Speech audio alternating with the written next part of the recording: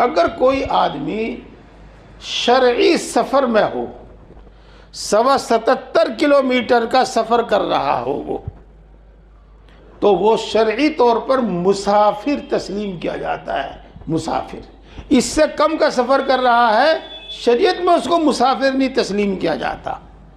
और इतना या इससे ज़्यादा सफ़र कर रहा है तो उसको मुसाफिर तस्लीम किया जाता है। उसको दो छूट मिलती हैं। एक तो छूट ये मिलती है कि अगर वो रोज़ा रखना चाहे रख ले, और अगर ना रखना चाहे तो रमज़ान के बाद रख ले।